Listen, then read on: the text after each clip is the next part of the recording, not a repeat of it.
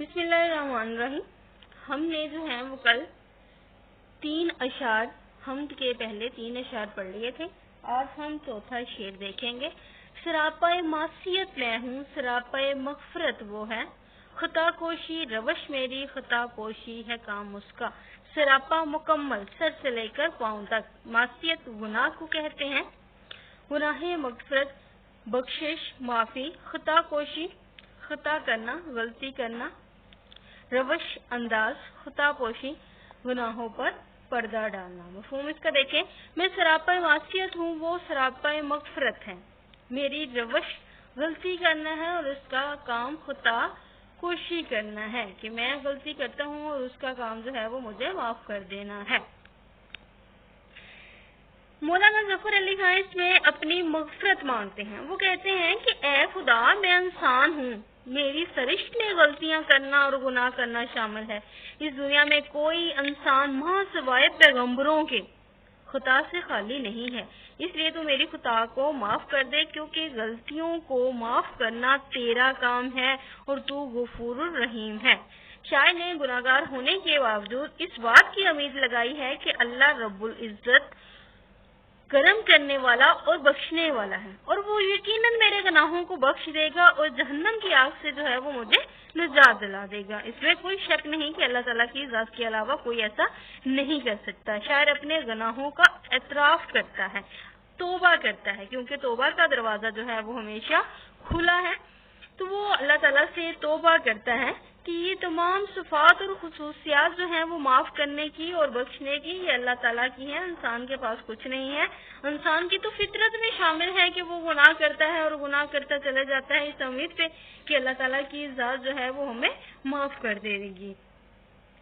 حضرت بن عباس جو ہیں ایک بار کہتے ہیں کہ اگر انسان روز کے 5 گناہ کرے تو 60 سال کی عمر میں بھی ان کی تعداد لاکھوں ہو جائے، لیکن یہ صرف اور صرف اللہ تعالیٰ کا فضل ہے کہ وہ ہمیں جو ہے وہ بخش دے گا۔ ہم توبہ کریں گے سچے دل سے تو ہمیں وہ بخش دے گا۔ آپ نے یہ حوالہ جات اس میں شامل کرنا ہے۔ میری افتادگی بھی میرے حق میں اس کی رحمت ہے کہ گرتے گرتے بھی میں نے لیا دامن ہے تھام اس کا۔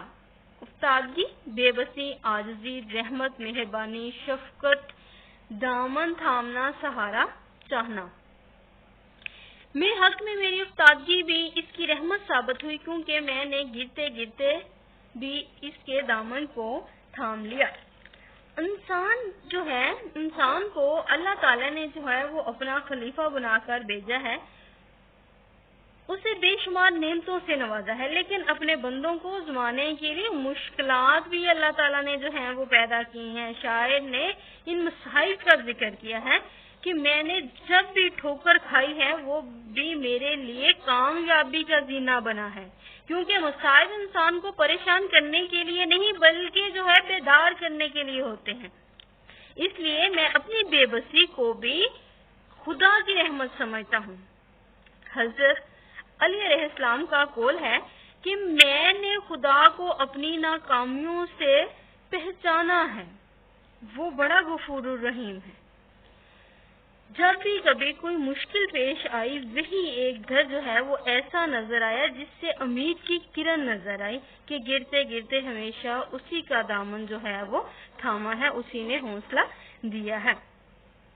کیونکہ اللہ تعالیٰ کو عاجزی پسند ہے، عاجز بندے اللہ تعالیٰ کو پسند ہیں، اور آدم علیہ السلام سے غلطی ہوئی، وہ غلطی کی معافی بھی جو ہے وہ مل گئی۔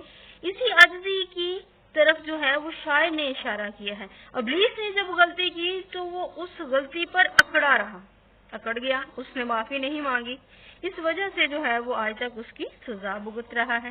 اسی طرح انسان جو ہے وہ راہ راست سے بھٹک جاتا ہے، اور جب بھی وہ اپنے گناہوں کی مغفرت طلب کرتا ہے تو اسی وقت اس کو معافی بھی مل جاتی ہے۔ ہوئی ختم اس کی حجت زمین کے بسنے والوں پر کہ پہنچایا ان سب تک نے محمد نے کلام اس کا۔ ہوئی شعر نمبر 6 ہے۔ ہوئی ختم اس کی حجت اس زمین کے بسنے والوں پر کہ پہنچایا ہے ان سب تک محمد نے کلام اس کا۔ حجت کہتے ہیں دلیل کو، وجہ جواز، کلام بات چیت، پیغام مراد اللہ تعالیٰ کی کتاب قرآن مجید۔ مفہوم اس کا ہے زمین کے بسنے والوں پر اس کی حجت ختم ہوئی کہ اس کا کلام پاک محمد صلی اللہ علیہ وسلم نے انہیں پہنچا دیا ہے۔ خطبہ حجۃ الوداع کے موقع پر اس وقت بھی آپ صلی اللہ علیہ وسلم نے جو ہے وہ لوگوں سے پوچھا، یہ اس طرف جو ہے اس واقعے کی طرف اشارہ ہے کہ جب حضور صلی اللہ علیہ وسلم نے صحابہ سے سوال کیا کہ کیا میں نے اللہ کا پیغام آپ لوگوں تک پہنچا دیا ہے، تو سب نے مل کر کہا ہاں۔ آپ صلی اللہ علیہ وسلم نے فرمایا اے اللہ گواہ رہنا۔ مولانا ظفر علی خان اس شعر میں اس حقیقت کا اقرار کرتے ہیں کہ اللہ تعالیٰ نے انسان کو سمجھتے اور سیدھے راستے دکھانے کے لیے اپنی حجت مکمل کر دی، کہ اللہ تعالیٰ نے انسان کو سمجھانے کے لیے نبی صلی اللہ علیہ وسلم کو جو ہے وہ بھیج دیا اور اپنا راستہ جو ہے وہ مکمل کر دیا۔ اب جو ہے وہ انسانوں کا ہے کہ انہوں نے کس طرح سے اپنی زندگی جو ہے وہ گزارنی ہے، جس کے ذریعے زندگی کے ہر شعبے میں ہمیں رہنمائی حاصل ہو سکتی ہے۔ قرآن پاک کو پڑھتے ہوئے یہ جو ہے یہ مکمل ضابطہ حیات ہے ازل سے لے کر ابد تک کے لوگوں کے لیے۔ اس کے بعد دیکھیں بچاتے ہی رہے پھونکوں سے کافر اس کو رہ رہ کر، مگر نور اپنی سعادت پر رہا ہو کر تمام اس کا۔ سعادت وقت گھڑی، رہ رہ کر بار بار، روشنی نور روشنی، پیغام الہی۔ سعادت کہتے ہیں لمحے کو، وقت کو، گھڑی کو، تمام ہونا، مکمل ہونا۔ آخری شعر میں شاعر نے اللہ تعالیٰ کے آخری پیغام کی تکمیل ہونے کی بات کی ہے کہ کافروں نے حضور صلی اللہ علیہ وسلم کے خلاف اپنی تمام تر طاقتوں کو آزما لیا۔ زندگی کا کوئی دن ایسا نہیں تھا کہ حضور صلی اللہ علیہ وسلم کو جو ہے وہ دکھ نہ دیے ہوں، تکلیف جو ہے وہ نہ پہنچی ہو، لیکن آپ صلی اللہ علیہ وسلم نے صبر کا دامن جو ہے وہ کبھی اپنے ہاتھ سے جانے نہیں دیا۔ یہی وجہ ہے کہ حضور صلی اللہ علیہ وسلم کی زندگی ہمارے لیے جو ہے وہ نمونہ ہے۔ ایک نمونہ مطلب ہمیں کر کے دکھا کے گئے ہیں کہ دنیا میں کس طرح سے رہنا ہے۔ دین کے راستے میں ہر ممکن رکاوٹیں جو ہیں وہ ڈالی، لیکن خدا کی حکمت کے سامنے ان کی ایک نہ چلی اور حق جو ہے وہ تمام عالم میں چھا گیا۔ قرآن پاک میں ارشاد ہے حق آ گیا، باطل مٹ گیا۔ باطل مٹ جانے کے لیے ہے۔ کافروں نے دین اسلام کو ختم کرنے کے لیے ہزار جتن کیے، لیکن حضور صلی اللہ علیہ وسلم کو سیدھا راستہ دکھانے سے منع نہیں کیا۔ کبھی مال دے کر، کبھی دولت کا لالچ دے کر، کبھی سرداری دے کر یہ ساری پیشکش کی، ظلم و ستم کیے، تاکہ قتل کرنے کے منصوبے بنا لیے، لیکن جو ہے وہ خدا کا پیغام عام ہو کر رہنا تھا اور رہا، مگر یہ نور جو ہے وہ مکمل ہو کر رہا۔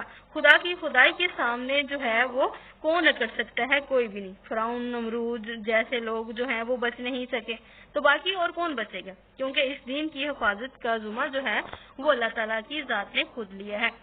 ہم نے اس کو مکمل کر لیا ہے۔ آپ نے ان تمام اشعار کو اچھی طرح سے یاد کرنا ہے، ان کے مفہوم کو سمجھنا ہے اور حوالہ جات کو اچھی طرح سے یاد کرنا ہے۔